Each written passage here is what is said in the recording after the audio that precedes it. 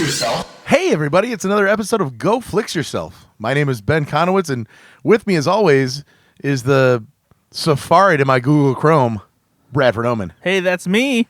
I am another word for explore.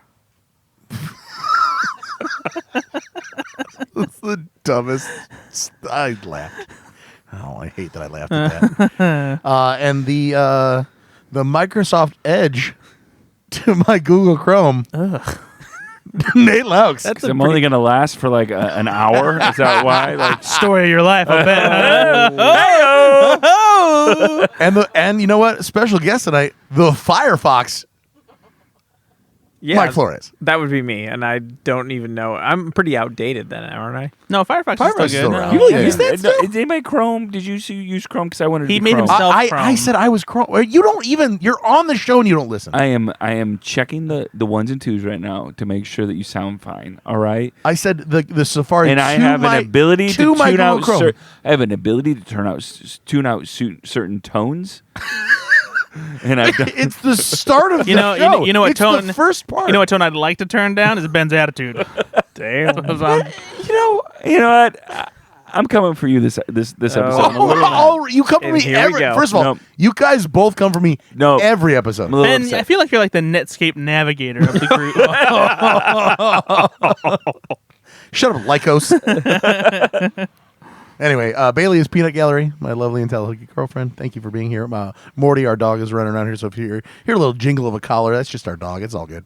But hey, by the way, just to let you know, this is a movie podcast where we talk about the latest films that we've seen. We talk about some trailers. Mm-hmm. We very rarely talk about television shows. It does happen, but it's rare, and it's gonna stay that way. Literally every episode, but yeah, go on. No.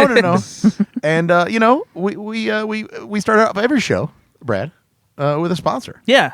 And we're just so thankful that these companies spend the money, Of course. so that we can be in your ears right now. So, Yeah. Brad, take it away, buddy. Who's today's sponsor? Well, Ben, let me ask you a question. What's your favorite flavor combo? Not combo as in the snack, but like combo as in like and on this show, you do have to be very specific. We've talked about that before. Our favorite combo. as in the combinations of flavors. Like what's your two favorite flavors to Ben, combine? it's mint and chocolate. Move on. Are we talking desserts?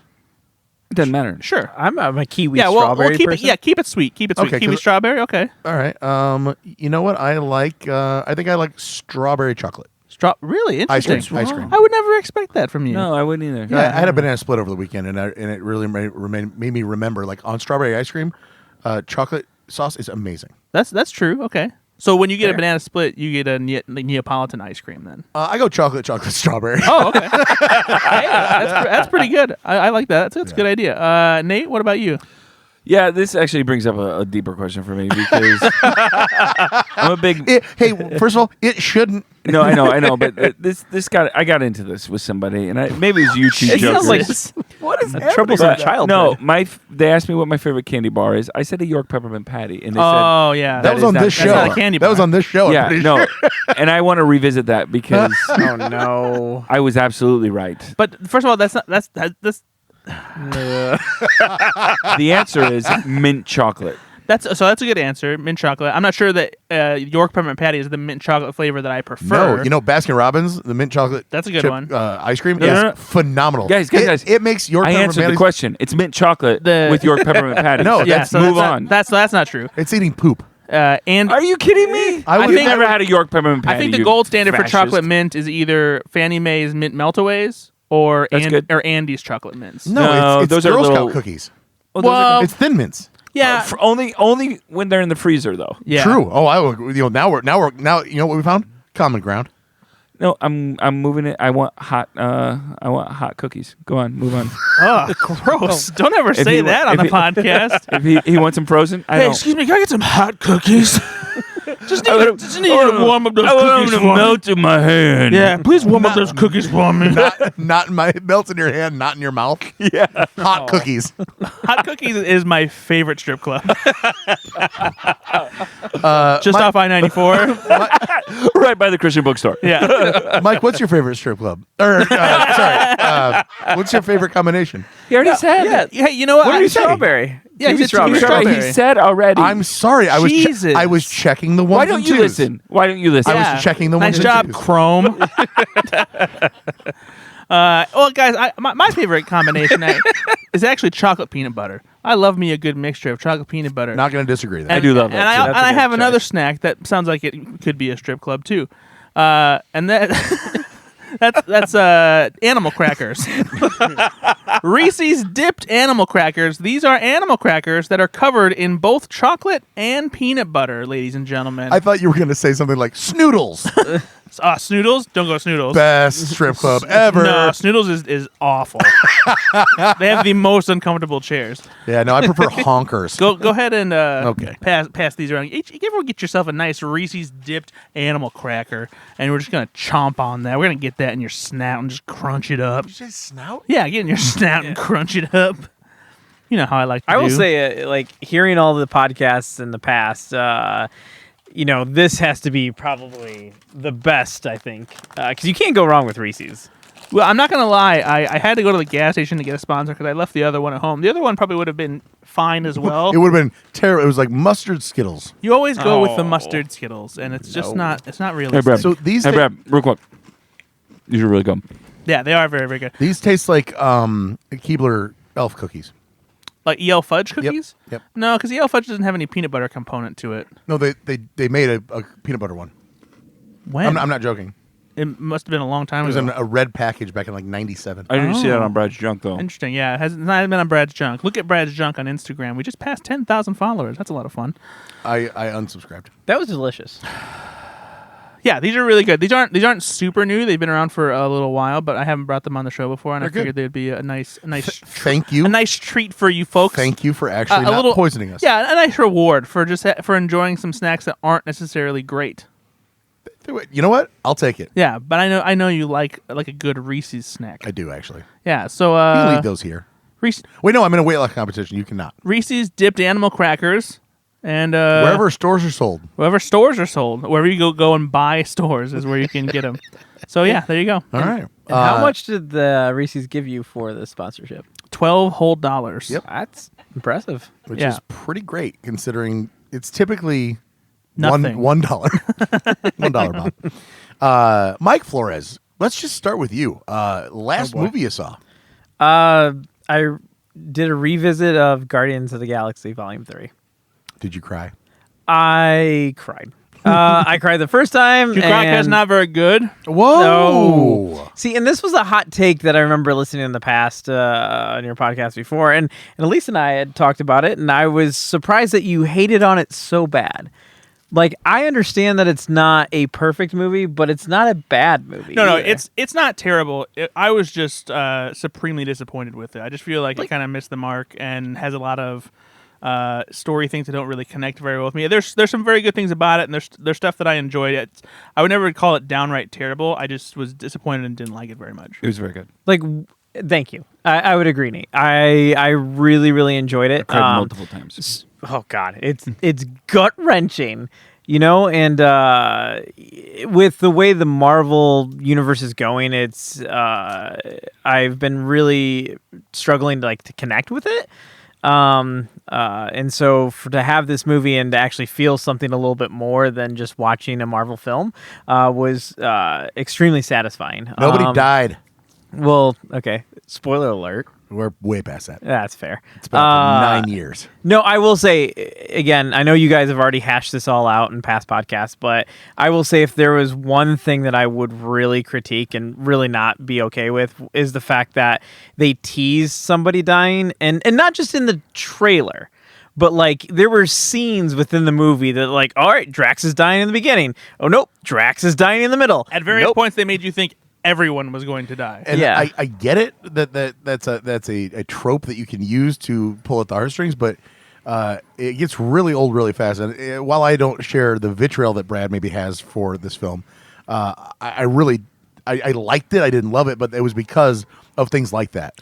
And the other thing was that they really had to find a way to shoehorn Adam Warlock in. They had to. Yeah, It felt there was a lot of stuff that was kind of just. I think disjointed. I think I took that in a different way. So maybe it was the second go around because I understand where you're coming from with Adam Warlock.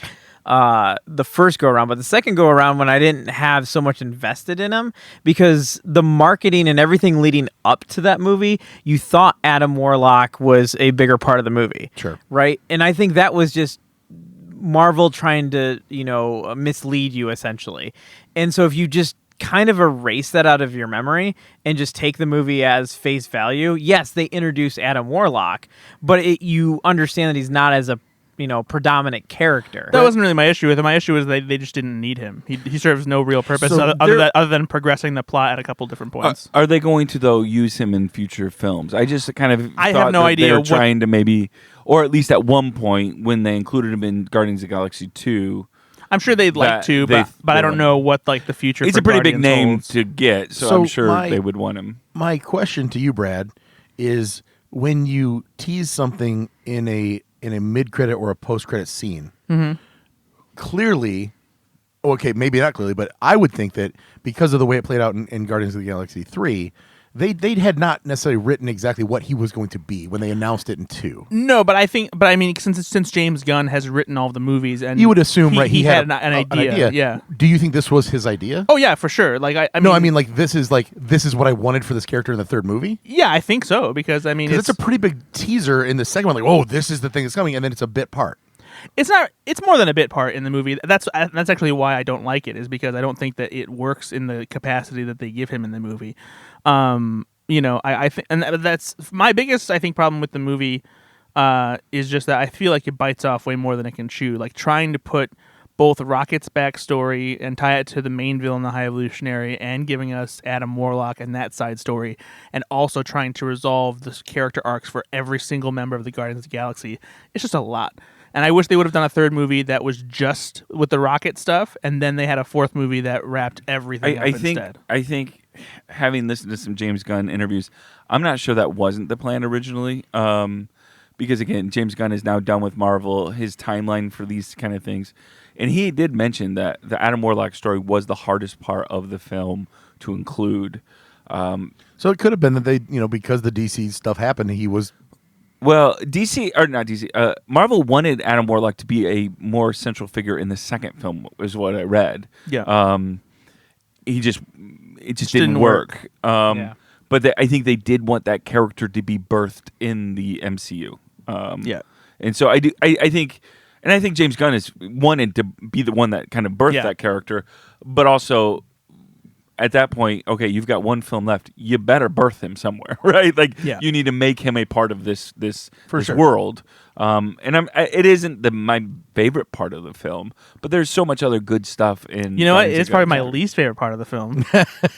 I will say there was a couple of moments where it was just like you kind of said that it was he just happened to be there to move the plot along. Like at the end when Peter Quill is essentially dying in space. Whoa! Spoilers. Yeah, I'm right. just joking.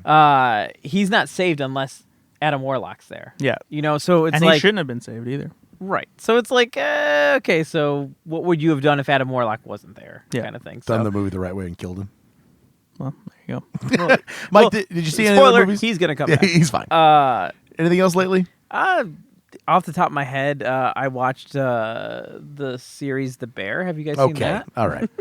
Fuck yeah, we have. So good. Are you caught up on it? You want to talk No, about it? I've This actually is so not good. caught up on it. Oh, so you've We're- seen the part where the murder happens? We'll talk about it No, when he's no. caught up on it. Moving on. Brad, what's the last movie you saw, buddy? I watched The Bear. Actually. Yes, chef. Yes, chef. Yes, chef. Yes, chef. Oh boy. It's me, chef. What are you doing? What? Yeah. What is that? Riding a horse. What? He hasn't actually seen the show. You know that part where they're riding a horse and he's like, yes, chef. Going after the bear? Yeah. They're hunting And bears. that bear is ruthless, He's- too. he's really- He's fast. He loves his Italian beefs. He's a rascal. He's on cocaine. Yeah. He's a bear on cocaine on a rascal. I'm loving it, guys. I'm loving it. What movie did you watch? The last movie I watched, actually, Ben, you're gonna be very happy about this. You didn't even have to assign it to me. What movie do you think it is? Blue chips. Chain Reaction. I watched Chain Reaction, guys. Keanu Reeves? and it was a treat. No, I watched Pinball. The Hey! man. Oh, great. The man who saved the game. Unfortunately, his name is not Pinball in the movie. I was pretty disappointed by His that. first name is Pin. His last name is it's Ball. like Yeah. Roger or something, right? It's Roger Sharp. And we've talked about it before. It's the true story about how this guy who became a guy who loved pinball at a time when it was deemed illegal because a lot of people thought it had to do with gambling because there was a false connection that the Italian mob was using it as a way to like steal money from kids and like it wasn't helpful that the place that was manufacturing pinball machines was also the place that was manufacturing slot machines, just the same company. Right, exactly. And so it just all kind of lined up, and these politicians were like, no. Yeah, and so the movie stars Mike Faist, who plays Riff in the West Side Story remake, and he's fantastic in it. And it's just a solid movie. I really liked it a lot. I think it got slept on a little bit. I really did enjoy the way they did it. It doesn't have a big cast, right? Mike Faist, most people have not heard of him. And honestly, as I was watching it, I kind of wish that like it would have gotten a bigger cast because I feel like it could have. It's good as it is. I feel like it could have been even better. Yeah. Because it's definitely enjoyable. I like the unconventional fake documentary framing and how he keeps breaking into the story and they make some humor out of it and they. It works. It shakes up the formula, and it works. And I kind of like the heart that's at the center of it too, of how they connect actually like what he enjoys about pinball with like the shortcomings that he has in life and that kind of thing. I like the dynamic between him and his. It sounds like you like the movie, girlfriend. Brad. No, I really did. I really liked it a lot. The one thing that I didn't like though is his mustache, and even though the guy had a real mustache that was bushy and out of control, the fake one doesn't look very good in the movie, and it kind of bugged me. It is a little off-putting because you can tell it's fake. Yeah, It's an independent movie. They don't have the money. no, for sure. And mustaches are notoriously expensive in Hollywood. And very, very hard to grow. Yeah, exactly. Well, if you go look up Mike Faist, he's not kind of guy. He's not gonna grow that mustache. He's like, well, we're gonna film in 5 years. Yeah. So keep growing that mustache. Mike Faist looks like John Mulaney's brother. So yeah, but I enjoyed it a lot. It's very good. What else did I watch recently? I watched Can you talk about the one? the Jet Li movie. Yes. Can you talk about Jet Li's? Give me 5 minutes. The on one. The one. So it's been a long time since I've seen it, but I know that There's a lot of them. parallel universes. There's a lot of 'em. and one of them is trying to kill all the other ones from other universes, and it makes him more powerful. It's Highlander, but better. Yeah. Jason Statham. Yeah. Right? Mm-hmm. And Jet Li, When did that movie come out? like 2001, 2001? something like that. I also watched. So I forgot to mention this last time, and I was reminded of it when I was recording, and I made sure to bring it up this time. I watched a documentary that's on Max called The Bear. Glitch: The Rise and Fall of HQ Trivia. Oh Is that any good? Yeah, it's fine. It's not. It's my biggest problem with it is that it feels like the production quality falls a little short of like what it could be for something like this. They get key interviews, including like Scott Rogowski, the host, and other people and stuff like that. And Because for those of you that don't know, if you don't remember, there was a time where there was this really popular trivia app called HQ Trivia. and it's not that long ago. Not long ago, a few years ago, I think 2018 was like when it was like at the height of its popularity, and it only lasted like at super popular levels for like 6 months. Yeah. And it really was just a blip on the pop culture radar, but it became a huge thing. It was a thing every day, right? Well, not every day, I don't think, but it was I thought it was daily. maybe it was. But Like anyway, at 7 p.m. You had to get a on. live trivia show on your phone that you participated in, and you could win real money. And people kept tuning in. It kept getting bigger and bigger. They got like millions of people to tune in all at once. But then it all just came tumbling down. And so this chronicles how it came to be. It's the guys that created Vine are actually the ones who are behind it, and there's a lot of drama behind the scenes and some tragedy and whatnot. So it was really interesting to hear about it. But the production quality, they use a lot of the same photos of the two guys that founded it over and over again, but like zooming in and like different angles and like 'cause they stuff. only had the two? Yeah, and I don't understand why, because like there has to be more photos than that, or there has to be more footage of them or something. But on top of that, it's clear that they also created a couple different sets that were meant to recreate like the vibe of what the HQ Trivia offices were like, and they kept reusing those sets, but with different angles to like fill in gaps and footage and stuff like that. Stuff. And so like it was Super low budget then. yeah, you could tell that they were trying to like really fill in gas, but it's solid though. It's you if you were So as far as the information that is Yeah. provided, is it I worthwhile? felt informed, and I liked finding out things I didn't know about the app and how. So the guys that did Vine, they did issue trivia. Have they done anything since? So spoiler alert, I guess one of them is dead. Well, there you go. Yeah, he died. So from, no. and the other one, I think he's still doing tech stuff. I forget what he's doing now, but it's obviously it didn't retain Russ- that information. Russ Yusupov. I don't know how to That's pronounce what I that. said. Yeah, he's. I honestly don't know what he's still doing. That's helpful, Nate. Thanks.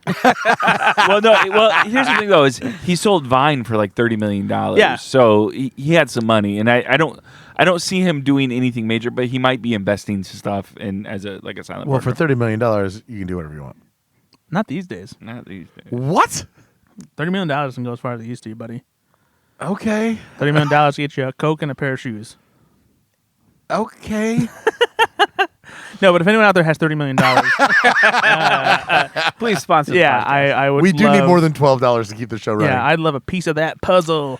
But yeah. So Anything what else did I watch? I saw Ninja Turtles again.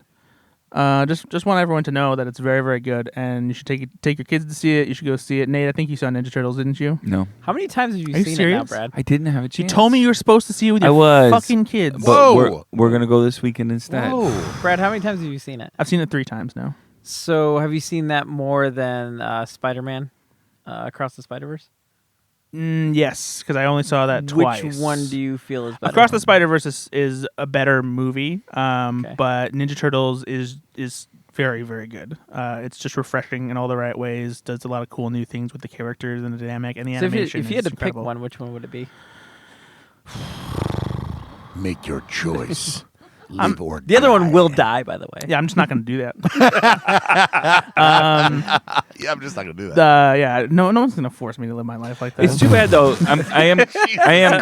I am going Saturday to see the film, but it's not doing all that well at the box office, and that's too bad. It's doing about as well as would be expected in the wake of Barbie and Oppenheimer, that's the- and it only cost them $7 million to make it, and they made that it? Yeah, Seven? $70 million. I was and gonna they, say. and I they thought What? 7 too. I'm like, what? What? no $70 million, and they made about half that already. So It's- they'll No, worldwide they're up to 61. Still doing I was better talking than about Meg domestic 2. box Sorry, office, sorry.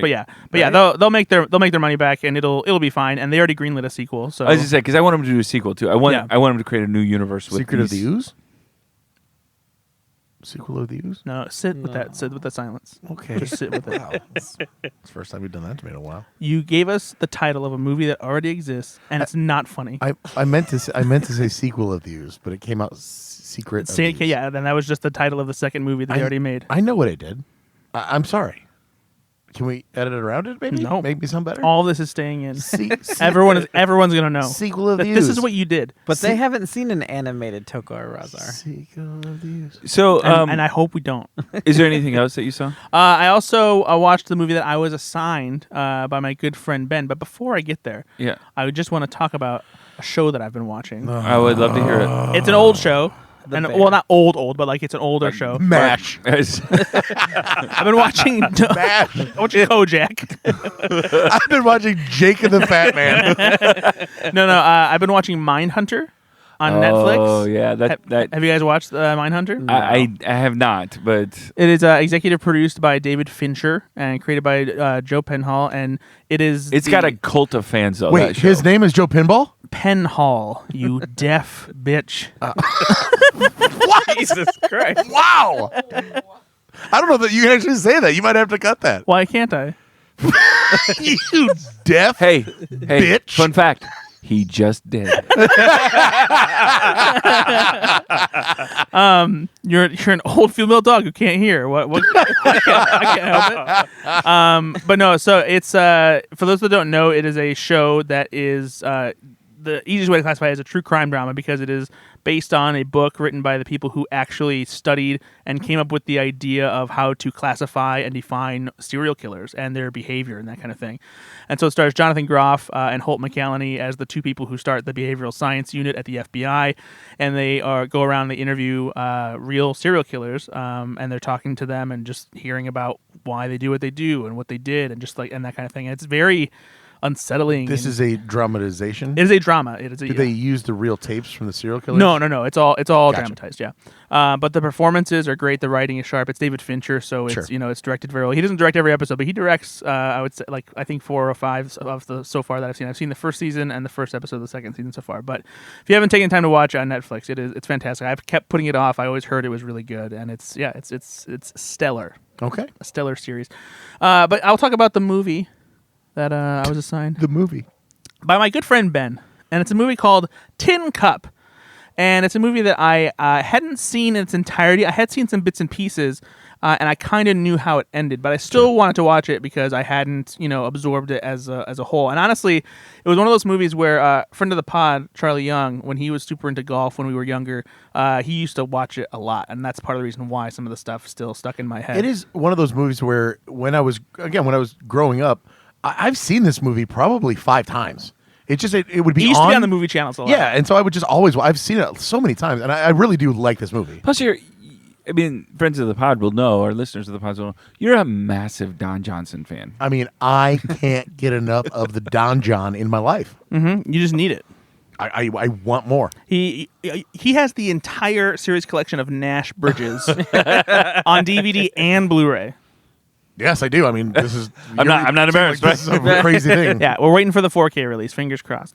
But He's their Tubbs. Get it? You know what I did there? Crockett and Tubbs with Yeah. my advice. no, I got it. See what I did there? Just batting 1,000 a day, huh?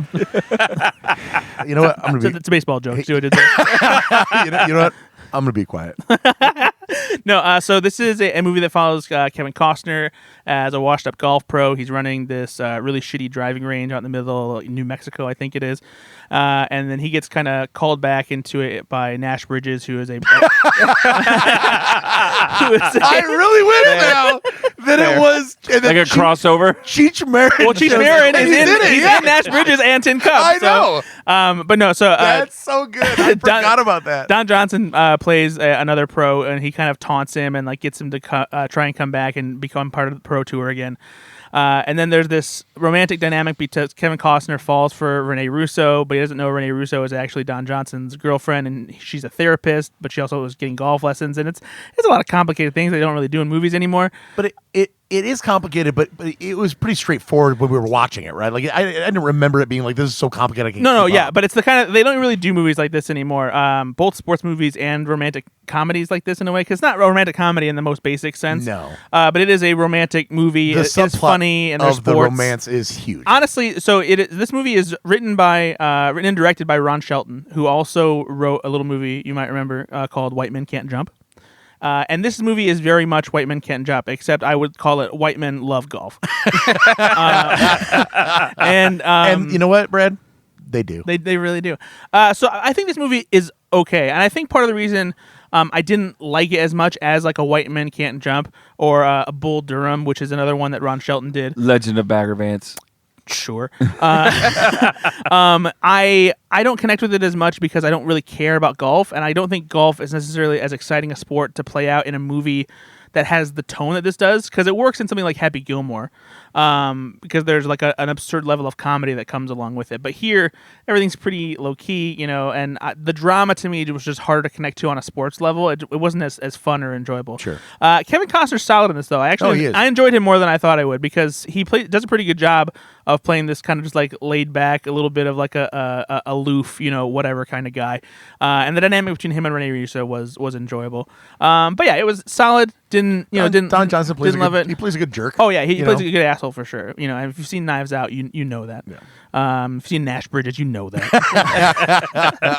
If you haven't seen Nash Bridges, you go fuck yourself. My grandma used to watch Nash Bridges when I was younger, so I've seen more Nash Bridges episodes than I would like to admit. You loved every one of them. Oh yeah, I love me some Nash Bridges. Nash love Bridges, it. CBS, CBS coming at you. 8:00 Monday. Yeah, good for you, buddy. Yeah, thanks. It was. No, I'm glad you watched it. It was fun. Nate, how about you, bud? So I saw a few movies this week. I went to the theater with my buddy Brad and Drew. Oh, and yeah, I forgot we went about and this, Saw yeah. theater camp. Wow.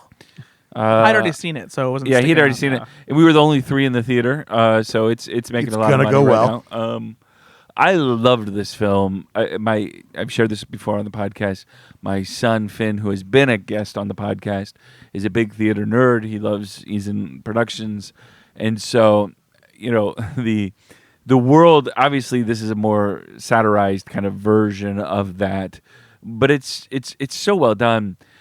I am not a huge Ben Platt fan, but I thought he was good in this. He just kind of annoys me for some reason. He is annoying. Yeah, thank you. Yeah. But the cast is great. The plot, you could start picking up where it's going pretty early. Oh, yeah. They're not trying to make a mystery of the plot or anything like this. What I loved about it, Brad, though, is the freaking kid actors Seriously. were so freaking talented. I love the kids in this movie. And they played the roles well. And I don't know if this is true or not. I'm sure the main kid actors were, auditioned and everything, but I've heard a lot of the background kid actors were just from that camp that they did this at. Like they were in that area of America, and they just kind of, they didn't have a huge budget or anything, so they were just kind of wanting to get those there. But I love this film. If you have a chance to see it. Even if you're not into theater, you're gonna find it very funny. Jimmy Tatro is just brilliant in this. He's just so freaking funny. There's a scene there that I laughed so hard on when they're doing auditions, and Jimmy Tatro plays the son of the founder of the camp that was not in. He was not a theater kid, so he doesn't get the whole world. Though he's been around the camp his whole life. He's like an entrepreneurial douche bro, basically. Gotcha. Yeah. And he wants to be an entrepreneurial. Very well cast then, because obviously he can play that he very is well. the biggest douche in the world, right? But there's this scene there in auditions, and the way he engages those auditions just cracks me up. It's just so funny. Yeah. Again, I don't know. It probably isn't going to be in the theaters real long. It'll find I don't know. Do you know who bought it? So it's a Searchlight movie, so it'll probably end up on Hulu sometime later this year. So if you can see it in the theater, go see it in the theater, because we want to support comedies, like this. It's very, very, very funny. You won't regret seeing it in the theater, but also if you don't have time and you can't, see it when it comes out on Hulu or whatever, because it is so funny. I also started rewatching with my daughter the Scream series. Nice. I got through the first two, and they're very good. I love them. That's all I have to say. How far have you? Mario? Shut up, Mike. He just said he got through the Hey, first two. Mike, let me. Oh, did he answer say you. that? I was going to ask personally. Like, I know you've gone with your daughter to the first two. How far have you gone with them, though? I have not seen the last three. So as Nate does not watch, and that's what my follow up question was. As a person that as a friend of the pod, know that you don't love horror. Yeah. How do you feel about watching these movies? These, I don't like gore horror, right? I don't Gore. like gore. Oh, God. You know what? I'm just going to be quiet. I don't. There's a certain type of horror that seems to be popular in the last 10 to 15 years. Yeah, I think you guys talked that about I'm not a torture. huge fan of. Yeah. This has enough comedy in it that I tend to like these. Okay. They also have characters that I find compelling enough. I don't know how it evolves because I haven't seen the last three films or so I don't know if it's the same formula. It's all torture porn now. Yeah. I will say, in the Scream franchise, it is about as horror as I want to go, but I'm okay with it. Well, for now, because October, we're going to change that. No boy. in all slasher films, right? There's a specific way that the killer comes at you, right? Freddy's got his glove and he makes a swipe. Jason obviously with a machete. Michael Myers throws printers. Easy Safari. So you can't deny that there is a very specific way that the Scream killer Ghostface slashes his knife. It's a very haphazard movement. And the first time I saw it, it was scary, and now it's kind of a trope, right? And he really takes some, or he or she, depending on who the killer is, very big loopy swings, and it's very silly looking. If you take it out of context, it's like this person has never stabbed a person ever. Well, I also love that whenever he runs at somebody, he keeps the knife up. It's so silly on paper, but it works, right? Yeah. These are very fun, and so Nate, It's very this Scooby-Doo-ish. This is not spoiler alert or anything, but it becomes to me the first two obviously are whodunits, Yeah, right? yeah. But it becomes very much more. They lean into that a lot, where Yep. it's like, who it could be anybody, and Yep. Bailey and I love that. Yeah, because Yeah. you've got the deck of cards. Yep. Which one is the one? We right? now wait. Honestly, I don't love the fact that we don't see these in the theater, but we like watching them at home because we can pause it and talk about who we think it is at any given moment. Yep. And I know that's not great for we want Yeah, to and the support directors cinema, and the but we're like- writers are giving you these clues because they want Yeah. you to maybe go this way. But and is we it, will yeah. every time there's a new development, we'll pause. So Scream takes us 2.5 hours to watch. So we'll pause and be like, all right, who do you think it is now? And then it's so much fun. You know who Sounds I- awful. Do you know who I Really? love? You don't like that idea? No, I mean only because like I would just want to like watch it and just let it go and like not have like an in-depth He conversation. doesn't want to about pause. It. Then. Yeah, So I got a question. So like You don't like fun? Hey, Mike, go ahead. not all the time. this first Scream was what 90 what? 96. 96. I don't So- know, but I just remember watching it for the first time when I was like 15 and having a crush on, like Drew all of Barrymore. them. David Arquette. Oh, Yeah, it was David Arquette. Yeah. fair. So having revisited a movie from '96 with your daughter, how does your daughter interpret what 1996 was? So it was so funny because she's like, "Who's that actress?" I said, "It's Courtney Cox." She said, "I've seen her in something." I said, "Yeah, you saw her in Friends." She said, "Oh, is this what got her Friends?" I said, "No, she was on Friends before this." That's what I said. It was actually a big deal to get her in this franchise because she was actually, her and Drew Barrymore Very were actually the established, most yeah. expensive actors in here. They were the really only two substantially. Actually, Well, Drew David- Barrymore at the David time. Arquette. Drew Barrymore at the time was not. I don't think.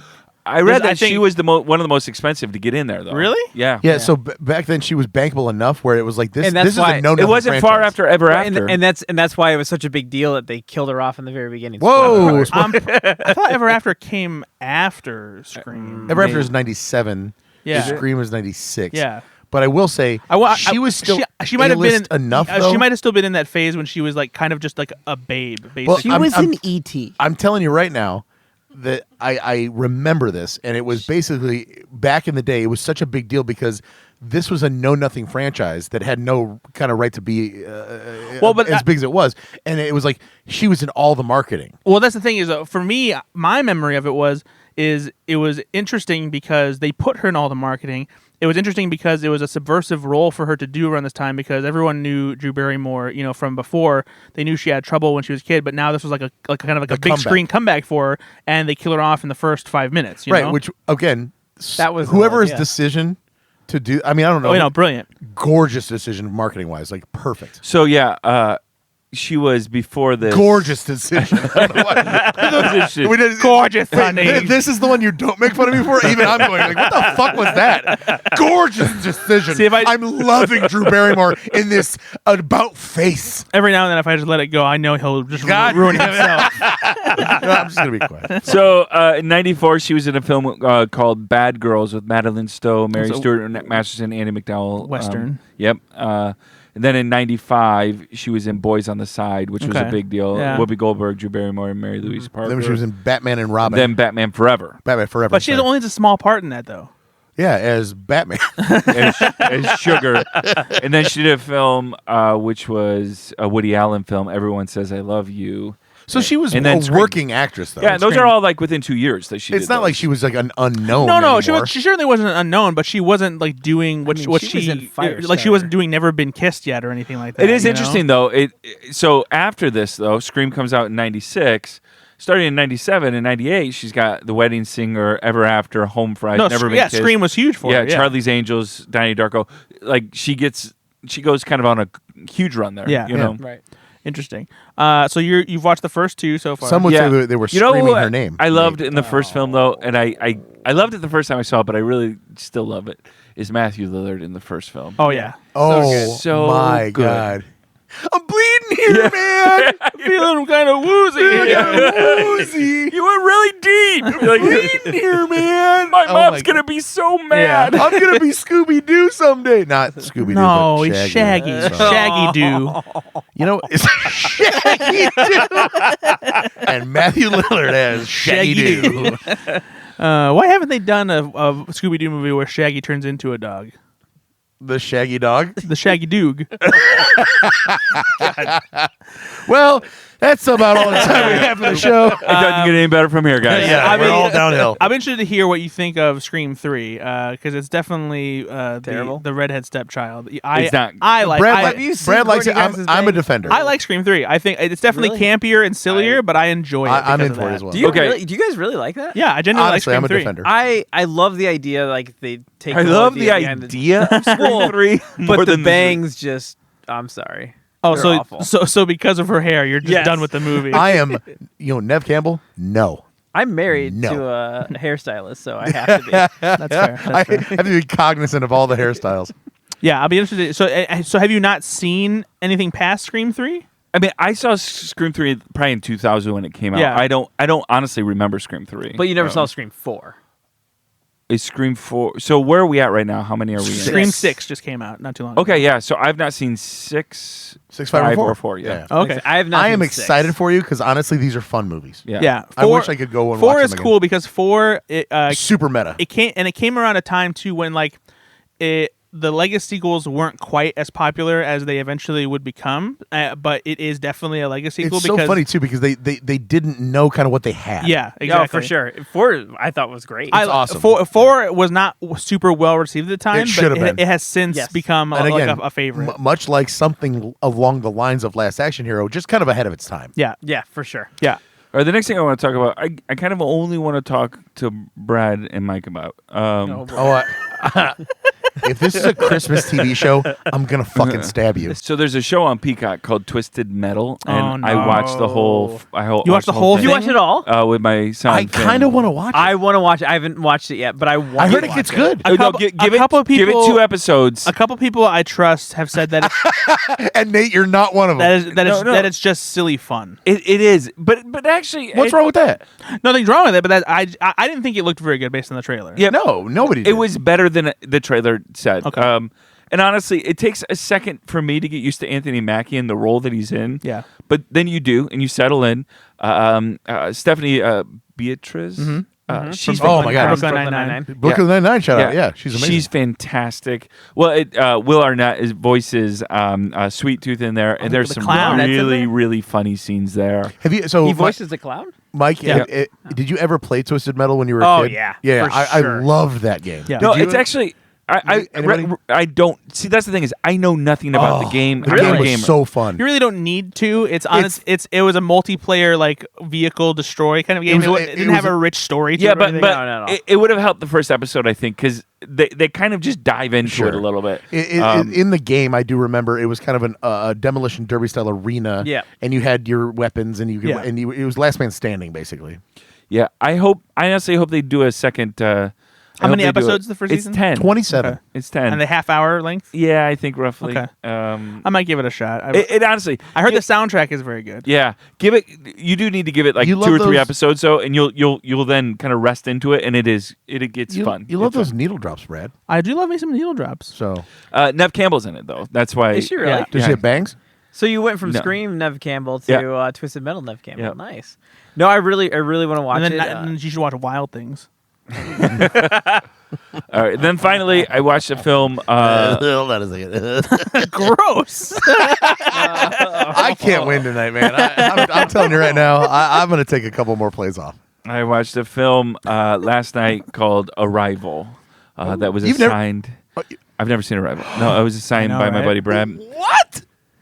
And it stars Amy Adams and Jeremy Renner and Forrest Whitaker. Wouldn't it be funny if Ben was excited about the Charlie Sheen movie, The Arrival? So this here. Did you ever watch the sequel to that? No. God, no. Okay. So this is a And we'll leave it at that. The Arrival 2, they're here again. So this is a film that is about aliens and linguistics and You're not future wrong. That's not a and- joke. He's- I know, like, I know, but just the way that is presented to me. it is. That's, hilarious. it's all It about is, like yeah. linguistics and all these things. That's why I loved it. It was I very told you would love it. philosophical. So it presents this dilemma. So Amy Adams plays this linguist that is trying to. the Earth has been visited by 12 different spaceships, and these aliens are trying to essentially communicate, but we don't know the language, and so this linguist is trying to figure out what the language is. And so that's kind of a fun element to see how a linguist, because it's actually very accurate what a linguist would do to try to figure I out. love the breakdown when like she has to explain to like the military people, be like, here's why we have to do this, Yep. because like you to understand this, you have to understand Yep. this, and if you want to understand this, Because then- language is very hard, Yeah. right? We don't think it is because it just becomes so natural to us, but language is very hard. But there's an element about like, it's not really multiverse, but in the kind of lexicon of a film right now, multiverse is a pretty predominant conversation because of the comic book films and everything about the future. What do you know? And so this film kind of has about, if you knew the future about something, would you go along with it or not? Or at least it kind of presented that idea with me. If you knew that there was pain in your future, but you know that that's the future that would maybe even give you something that you still want deeply, but at the end of that is pain, would you still do it? So it's like when you leave the ice cream sandwich in your car, and it's way too hot to eat, but then you do it. It's worth it, but even though you're in the bathroom for like a long time. It's exactly like that. Yeah. Right. And so I love films that make me think. I'm no longer going to be quiet. Nailed it. I love films that just make call that me Taco think Bell. about kind of philosophical dilemmas about Taco Bell. what you would do with things. And so I love this film. I really did. It was really well done. It's really well shot. It's beautiful. Yeah. It's Score. it's not overly complicated, though. I mean, obviously, there's some cool kind of. I even like how they did the aliens in here, but because it's not the typical kind of how we think of aliens with oblong heads and things like this. It was like almost hands. Yeah. And so I really love this film, and I'm really glad I watched it. Yeah. So this is it's directed by Denis Villeneuve, who also did Dune. And Blade Runner. This is better than 2049. Dune. Oh, this is my favorite movie of his by far. This was one of those movies where I was interested in it. I thought it was going to be good. I was not expecting to be so blown away by how much I got caught on. Like even when I watch it, I've seen it several times since watching it. It was one of my favorite movies in the year that it came out. I still get caught up in the emotion of it when it gets towards the end and she starts figuring things out, and just the way everything unfolds. Like no matter what, it always like just grabs me, and like just the thinking about like that experience and how overwhelming it must be to like absorb what she has to and just like think about things in like that kind of way. It's done so well, and the music that goes along with it, it's like it's this beautiful score, and it like just makes the emotions swell. I can't place the year. Was it like 2014? No, this is like 2016, I think. Gotcha. Maybe It's 2016. Yeah. Yep. No. I remember falling for the idea that in the trailer they had like a, they showed like kind of the shadowy monster, and I was like, oh, cool, monster movie. And then of course you go into it and you sit there and it's a completely different movie, but not in a bad way. Right? Yeah. Like this is. That's why it was funny when Nate told me, he's like I can't do space movies, and I was like, don't worry. Don't worry about it. Yeah. Right. And that's probably why it probably struggled a bit at the box office. Did it do well? I think it did pretty well. Yeah, I don't think it's it wasn't like a huge budget movie or anything like that. And it got nominated for I think for Best Picture. It got some Oscar nominations. Well, I and think. also it's gorgeous. Yeah. Right? The cinematography alone and the set dressing and everything it was wonderful. But Amy Adams is just perfect in the role. Yeah, it got nominated. So it won BAFTA. best sound editing.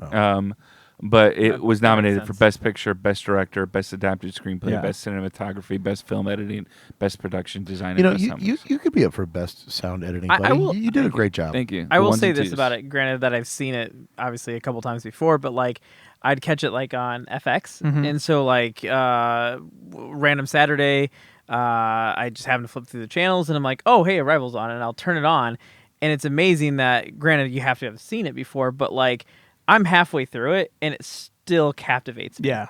And like you said, even though that I may have missed the first, half an hour, 45 minutes, I still recall what it was, and I'm still emotionally attached to it by the end. Yeah. As like you said, as soon as everything becomes more relevant to Amy Adams' character and everything just kind of unfolds, even though I missed the first half, it still captivates you. Yeah. It was okay. So that's it. That's what I watched this week. Awesome. I watched a couple movies. What'd you watch? What didn't you watch? Shut up. Yeah. What didn't you watch, Ben? I didn't watch a 2-hour and 37-minute movie that was given to me on Saturday night. It was by not Nate. given to you Saturday night. It was pretty late, buddy. Was it? Yeah. But we were recording this Wednesday. That was the thing. Is Yeah. there was plenty of time in between. No, at that point, There was plenty of time. no. I was in Boston this weekend visiting my. You're like you my literally family. said I've got plenty of time. He made choices. He did. We got delayed by weather, and I had to come out. Well, late what to did you do push when you were podcasts. delayed by weather? You didn't watch a movie. I was still with family. Guarantee you that. Yeah. Yeah, I'm gonna watch Cold Mountain with a 10-year-old and a 12-year-old. Hey, Why not? Idiots? I watched Last of the Mohicans when I was in middle school. Don't. No. So I'm in Boston visiting family, and I basically before we left, I did watch Joyride. The Paul Walker. That's of course the joke. Hold on. Easy joke. You were with family and you couldn't watch Cold Mountain with them, but you watched this raunchy comedy I don't know if you just heard the words that I said. I said before we left, I watched Joyride. before you left Boston? No, before I left for Boston. Okay, well, they used the words. Joyride. I watched Joyride. Right. And it was fucking I watched fantastic. Joyride too. Now I think about it. Did you really? I did. It's fantastic. I did. That's a random, like, recently? Yeah, because it's like out. You can No, rent and it now. he- Like you. sorry. To be clear, we're not talking about the Paul Walker movie. Yeah. Oh, No. There's a new movie called Joyride. It's Asian women on a trip. that is not Paul Walker at Yeah, all. no, it's not. No, it's like a raunchy comedy. Yeah, gotcha. It's like The Hangover or Bridesmaids. Yeah. A bit. or Godfather. But I'll tell you right now, I was not expecting to bawl my eyes out, and I cried so. When I brought it up, I hard. told you it has a great emotional core. I cried, and I mean like kind of ugly cry. Like honestly, I was like, this is so. I've always said that you have an Asian girl inside you. Oh, wow. I don't want to even touch that with a 10-foot pole. No, this movie. Shut up. Turn off the podcast. Go watch it. It's so good. It's so good. Did you feel the same way when Jude Law died in Cold Mountain? Jesus. Oh, I haven't seen it yet. Spoiler alert. So He doesn't really, but Well, now you still spoiled it for him, though. Or did he? this is going to be the worst watch of my entire life.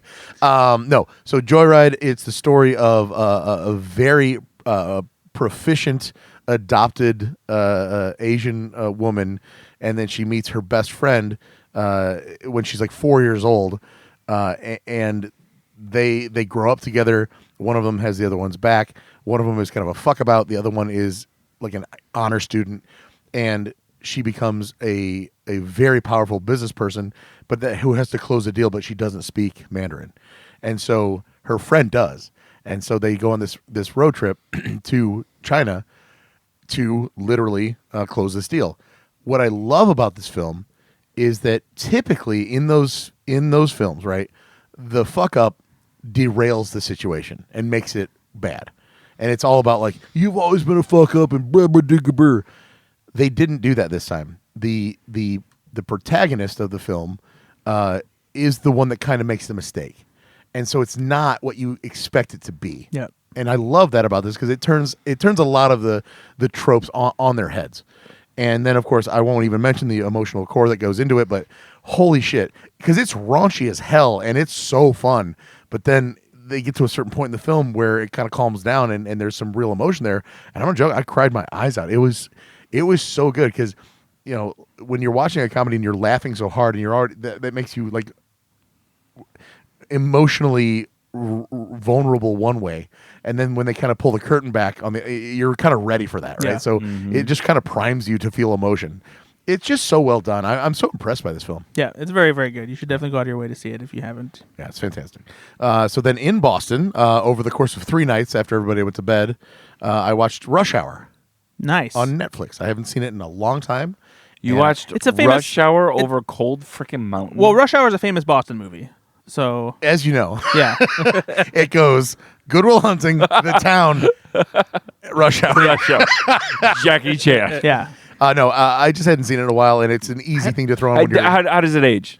I was gonna say, I Actually, haven't seen it probably not, since it came not out. terribly. It doesn't age terribly. There are, of course, a few problematic things with Chris Tucker what he says about Asian culture and Asian people, but I mean, they'd probably still make that movie today. Honestly, Yeah, to me, honestly, this goes back to the whole thing of like that's Chris Tucker's character. Yeah, you know? and honestly, it is. And Jackie Chan. So at least in this movie, yes, Chris Tucker says some kind of questionable things, but it's always presented that Jackie Chan is the professional, is the good one, knows what he's doing, and is the proficient action hero. Chris Tucker plays the foil, and so he can not the foil, but he can say these things because it's not nobody takes him seriously. Is it kind of like he's an idiot? But kind of like, I mean, never mind. I won't make that joke. Whoa! You know what, Brad? Leave that in. Wow. You hear what he said? He was being pretty rude. I was gonna say it's kind of like bet on the podcast. Don't check I knew your that's what he was phone. going to say. Yeah. Don't check your phone. I had to. Anyway, no, Rush Hour. For the action scenes and things of this nature, it holds up for what am I, Schwarzenegger? Things of this nature, it definitely holds up. It's fine. See, he just makes fun of himself. Rush Hour still holds up. Yes, it's good. I did not watch Cold Mountain. I'm so sorry. You ought to be. It's a good film. Hey, Brett Ratner appreciates you. I also, God, big fan of Brett Ratner. Can we just talk trust about me, him? I know. He's so good. I met Brett Ratner. You did? Yeah. Was he creepy? Did he have his Was he hands down just his pants? skeezy kind of? Was he kind of skeezy? He just has always looked skeezy. Was he sweaty Oh, Yeah, always. He's always sweaty. because of the coke? Yeah. I also But he had probably like a supermodel with him, though, right? I don't know if he did actually at this time. this time. Yeah. So I also saw Turtles. I took the girls 10. It's called Teenage Mutant Ninja Turtles Ninja shit. Oh no! He'll cut this. He'll cut. Mutant- No. I can't. There's It's no way Mutant this stays in. No. Teenage Mutant Ninja Turtles Mutant Mayhem. I took a 10-year-old and a 12-year-old, my nieces, to go see it with. And you Bailey. knew them. Yeah, I was the same. They're my nieces. I knew them. I took a 10-year-old and 12-year-old. Off the street.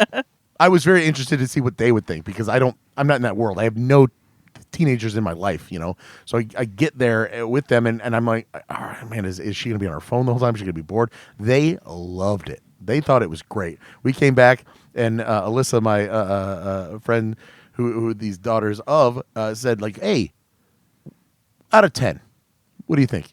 And both of them like simultaneous 8, like they loved it. So, and I was very impressed. Obviously, Seth Rogen knows what he's doing with writing comedy, obviously. But the fact that they voiced them with teenagers was great. Where would you rank this as far as?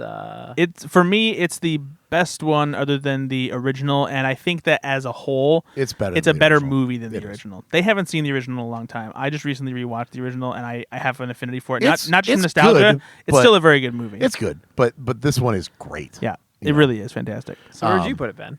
This is the best Turtles film that there has been for sure. Have you seen 3 though? No, I mean, it was just, man, I'm just so impressed by so Spider-Verse comes out and you're like, oh, cool, there's a stylized version of animation, right? Yeah. And then It's a whole different creative world. What do you do now? Like, oh, man, it sucks kind of because nobody else can do that anymore because like that style has been but no, there's this other style of kind of like unfinished animation that still looks amazing.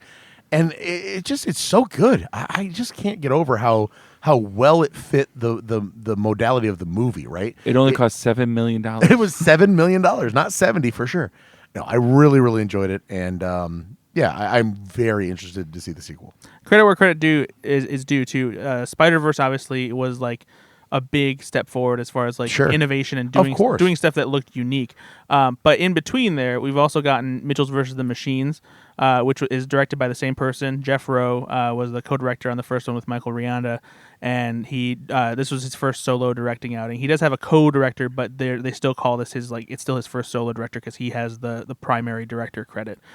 Jeff Rowe does, and I actually got to interview him for like a solid 25 minutes. I was able to talk to him and just like ask spoiler questions and really dig into the movie. And so, credit for Mitchell's vs. the Machines. Even a movie like Puss in Boots. The first Puss in Boots didn't have a super stylized animation. It was still kind of in line with the Shrek movies where Puss in Boots started. But the most recent one, Puss in Boots: The Last Wish, the animation style in that movie is beautiful, and it has like a similar paintbrush stroke, different art style to it that really makes it stand out. And this one, they really try to do something that feels like a high school kid's sketchbook, which fits with the vibe of the Turtles, perfectly. Say Puss in Boots again. Puss in Boots. No, I agree wholeheartedly. It was great. I love to see all this different style of animation coming about. It's fantastic. Go out of your way to see Turtles. It's well worth your time. It's a breeze. It doesn't feel long at all. It's only an hour and a half. Yeah, and it flies by, but in the best way, Yeah. right? And look at my interview on Slash Film. Yeah, slashfilm.com for Ethan_Anderton. Jeff Rowe. We did it. So that's a nickname, right? So what's his last name? Idiot. So no, that was a fantastic, and I didn't watch Cold Mountain, and you know what? At this point, not sure that I will, because he spoiled it. He didn't, though. Yeah, but he There's so many good things in that movie. Cold It's Mountain's got a great soundtrack. great cast.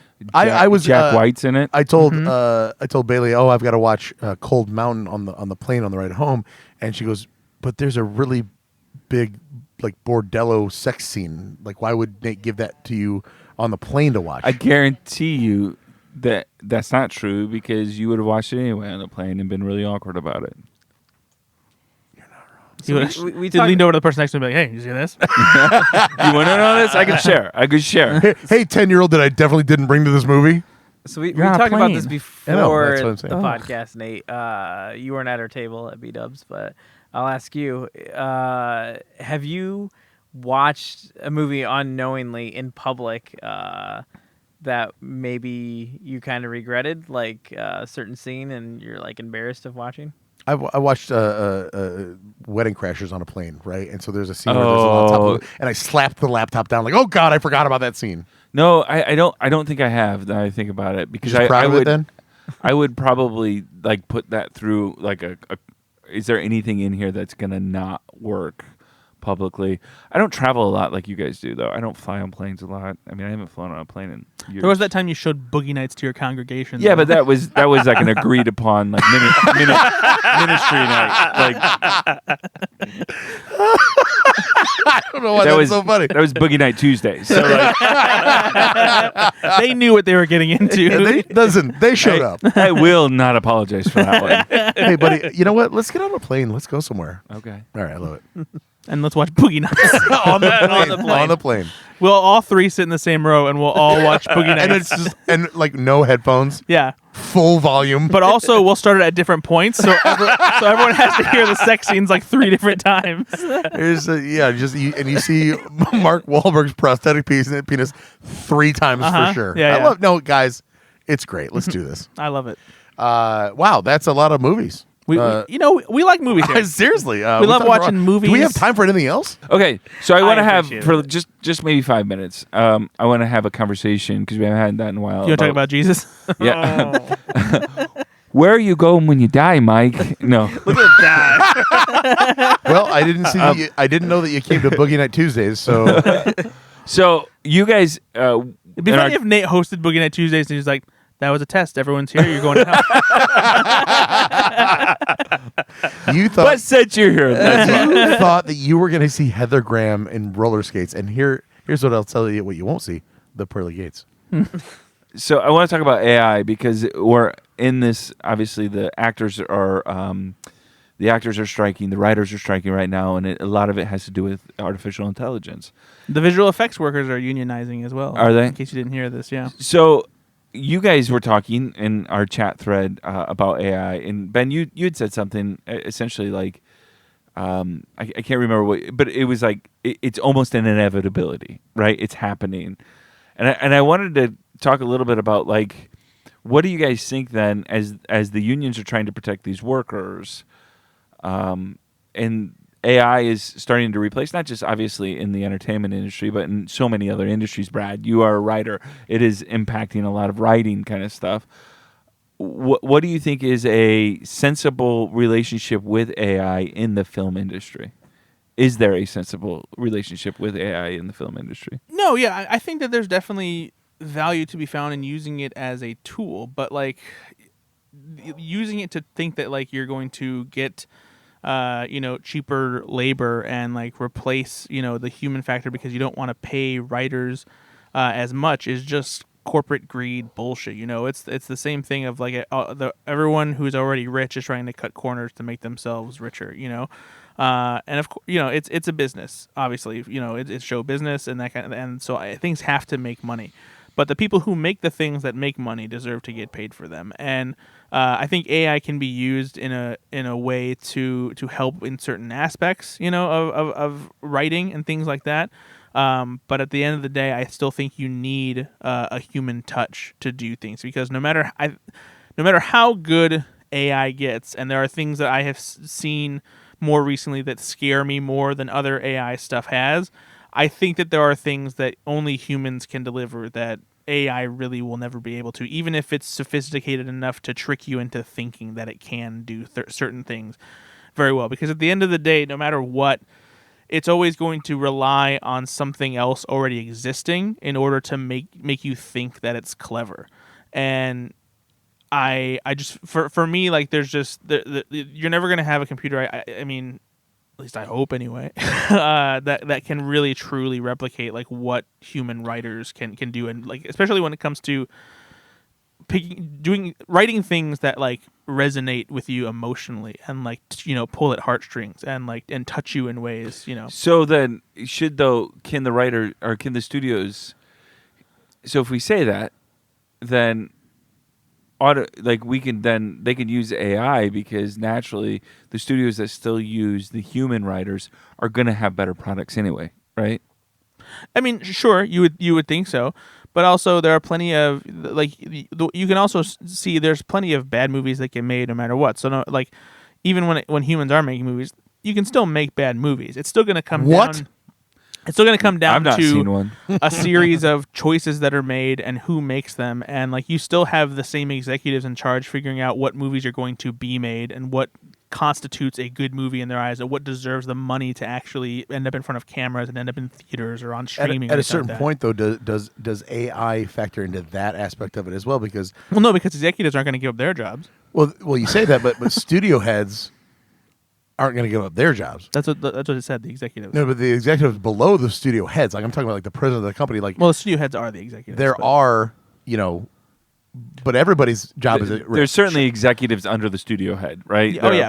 That's what I mean. Like those high level, those C-level executives they're the ones who are like, well, you know what? On the last picture, I'm pretty sure that it did this amount of money, and it's because of this. But you've got AI now that has all of the world's information, that knows why exactly that happened, that can fill that role even. So they're out of a job. Supposedly. I mean, I don't think it's a guaranteed thing. Yeah. And plus the AI will still make mistakes, and there are things that like it won't necessarily be able to judge as far as like quality, concerns and things like that. I think that you guys are wrong. I think that this is This is what I expected. It is I knew you were kind of a little bit. Well, no, and I want to be very clear here. Yeah. Not a fan. You're standing with the unions, right? I mean, I don't want this, but I think that holy shit, it's coming to an end. Like the Terminator is taking over. This is real. But that's the whole point, though. Crazy. But that's why the strike is happening, because I get it. No, I get it. Because so that regulations are in place, so that studios can't just use AI to like blanket replace and do all the writing. I hope that becomes a permanent thing. Yeah. That being said, the technology does exist, and in 10 years, we'll be able to write a better rom-com than Seth Rogen. It just will, because it's got billions and trillions of iterations of, and you're right, existing content, and then it makes new content, but then that content's good enough that then the AI can just build on that. It doesn't have to have it just takes When Harry Met Sally and makes it better and different enough, because they've done a trillion iterations and find out what audience is like. And we're in this stupid generation of like people that are blaming MTV for no longer playing music videos, but it's not MTV's fault. It's MTV started doing reality programming, and it went crazy because people love that. So are you blaming the studio for no longer producing these movies? So you're going where I was going in my head, as I think that it's gonna, in an unfortunate way, have to find a way to coexist. So meaning that AI is going to have to coexist with the writers. And this honestly is based off of something stupid. But having worked at Family Video, I've watched people rent. You're essentially a studio head. Yeah, pretty much. You're a C-level executive. I have watched people rent multiple times the stupidest straight to DVD Steven Seagal movies. And I mean, Well, Oh. some of us just As I say, careful who you're talking. You know, who Yeah, you're we're all talking to. friends with Ben, Mike.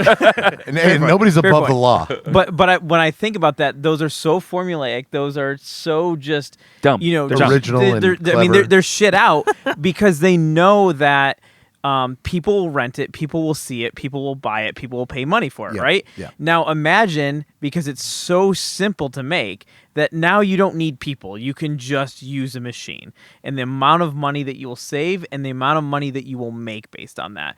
So I think that still exists. But to Brad's point, I think it can only take you so far. Now, you still need original content. And this is where I think it has to coexist, is studios will recognize the fact that, okay, AI will take us to a certain degree, will make us so much money, but we have to be more than just this formulaic film. We have to show that we can be diverse, come see our films, things like that. Well, now you have to bring in those people. I see, and But that's where I push back and I say, unfortunately, even people that are not, Oscar caliber watchers, right? That you go out of your way to say, "Drive my car," right? Because it was an Oscar nominated film. I think you mean, dude, where's my car? Honestly, these are the people where they're targeting, right? right. But I love that film. you get to the point where AI can and will be able to produce something that is like Good Will Hunting or like the next Shawshank Redemption or Amadeus. They will be beautiful masterpieces, and we won't be able to tell To the your difference. point, I'm not necessarily disagreeing with you. I just don't How think it's dare you. there yet. It's not. Oh no. Right. I So really do think so that right now, but in the right twen- now, I think To yeah, Brad's it point, coexist. though, 2033. it is Holy shit. It is getting better and better. I sent these guys a video of like Holy shit. there was a person there talking, and it was all AI generated, and it was when you sent me the screenshot, I didn't read it. It was a screenshot of a tweet, right? Yep. Or a link to a tweet, and there were two photos of a gentleman, and I was like, oh, I wonder who this guy is. yep. My brain didn't know, and normally Uncanny Valley kicks in and you know. I had to really stare at it to be like, oh, I guess that is fake. And we're in 2023. In 2033, again, Oh, I- 2025, I think. I'm Honestly. not. Well, now think about 10 years from now. In our lifetime, we will be tricked into so many things that are fake, and we already are. So imagine what it's going to be like in 10 years, unless Brad is correct and they go for it and say, like, listen, this will ruin more lives than it will help. And you're going to be putting the money in the hands of a few rather than employing nations of people. And unfortunately, that's not really where our country is going right now. And I don't want to get into a political thing here, but big business is big business. I mean, there's a reason that all these major corporations are investing in this shit. They want the cheapest version of the most profit. No, Unless and something fundamentally changes, what chance do we It's have? going to be really hard because if So what if- you're saying is we need to kill the rich. eat them. You eat them first. Sure. What'll become really interesting is even if America has these and they do some regulatory stuff, which again We all hope that typically- they do. Yeah, but they typically don't Right. for Right. the wealthy. But a studio in China then, because again, you could create an AI version of something and release it in America, and it's not like whereas Chinese studios right now will try to make a film. And they'll put an American or two in the film to try to, get enough. It's usually a washed-up action star or Right, something. right. Well, they won't have to do that There anymore. you say that about Matt Damon. Yeah. The Great Wall was perfect. So it's just gonna be interesting because you can't. Hold on a second. I do want to say The Great Wall is not that kind of movie. The Great Wall doesn't make Matt Damon a white savior kind of thing. No, where- it doesn't. Yeah. But they definitely. No, there's a reason he's in that movie, and the movie isn't what it seems like it is. There's Of like what the jokes became about yeah, it. Like there's the movie is better than what the jokes became about the Great Wall, and so I won't dive into it because that's a larger conversation. But I'll leave it at that. also Pedro Pascal is in The Great Wall Pedro Pascal. and Willem Dafoe. So But AI is I coming just- to kill us, and we should all just. It's just really interesting. So what it reminded me of this conversation that I had here in LaPorte. There's a retired. Robot. No, sorry. he was a stuntman in Hollywood, and he's retired now. But he Is that retired. the guy that played Razar? What? Huh? My neighbor's uncle used to play Razar. Oh, really? In Teenage Mutant. He's a stunt guy. I was just guessing. But he talks about how much stunt has changed, right? The stunt person union, I don't even know what that is. has gotten a lot smaller because so many of the stunts now are just CGI, right? And it's safer. It's there's a good reason to do it. I think there's a safety reason. It's also oftentimes cheaper, right? Not always, because in Oppenheimer, I think famously now, they chose to actually I think blow up something because it was cheaper to actually do it than the CGI. However, so the industry evolved there, right? The industry evolved, and it cost people jobs. There are fewer stuntmen now working than there was before.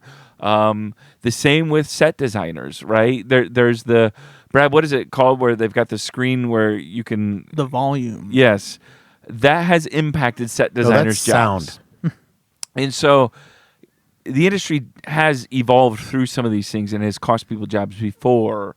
Is AI just the next chapter of that? That's what I can't get over. I feel is that just coming, just like technology evolved for the stuntmen and the set designers, is it just doing it for the writers now? So let me answer that question with a question. Do you guys remember the movie Logan? Right? Yeah. With obviously I love Lucky Logan. not Logan Lucky. Daniel Craig was great. In that movie, right? They have self-driving trucks, right? And that's there's a kind of a plot there where they're on the road and they try to run each other up. But in the real world, that's coming. You got Andrew Yang talked about that a lot. Tesla-style trucks that no longer need a driver, that can drive 24 hours a day, and they can treat the roads basically like rail. So now, our nation's largest industry is trucking. It employs the most people. When you're talking about UPS, FedEx, all this stuff, plus long haul. If you eliminate that, what do those people do? And that's coming, much like this is coming. And it's then coming also, if they allow it to, but the government can regulate it and say no. And then also, you've got kiosks now and self-checkout. And technology. And again, I use them because I hate. No, I get it. But we are kind of the problem because I do use self-checkout, right? I would like my Amazon package here tomorrow, so I want that self-driving truck. We can't sit here and say, well, for me, as I own a seamless gutter company, and if there's a way that somebody can do it cheaper and faster with a machine and it puts me out of business, that's not fair. But then I'm going to go to Kroger or Ralph's and use the self-checkout and put that cashier out of work. That's not fair. I don't use the self-checkout if I can avoid it, because I don't get paid to do that. It's a lot easier though. You got one item. That's the thing. Is sometimes it is if I only have a couple things. So what you're saying is you only use it when it's convenient or the line, for you. or the line is longer. Well, it sounds like we found our scab. But if there's somebody, who is working at the register instead, and there's one person in line, you will go to the self-checkout. No.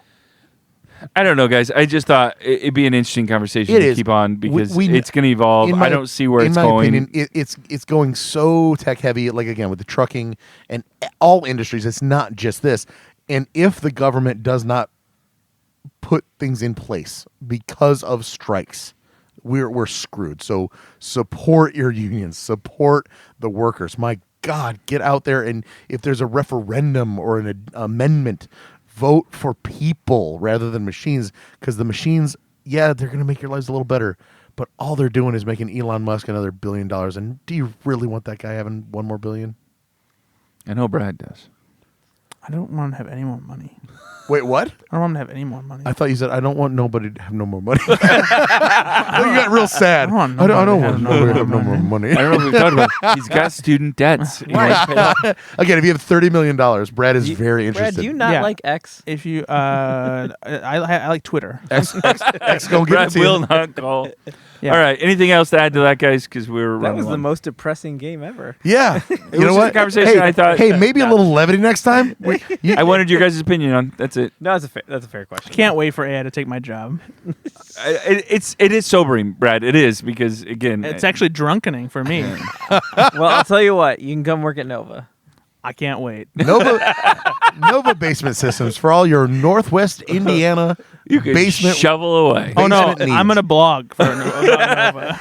Actually, could use a the marketing only guy. thing I can do is write. Yeah. So if you want me to write a profile about a basement system, do you guys want me to do what computers can easily do, but for a lot more money? No. Okay. Well, I tried. I'm here. All right, guys. Mike, thank you so much for being our guys, guest. thank you We for having love me you so on. much. Thanks for being a friend of the pod. Nate, I love you, buddy. Love you too, bud. Brad, I love you. Hey, I love you too. Do you love the band? Yeah. Oh. Bye, everybody. Bye. Nah, cheating, eh?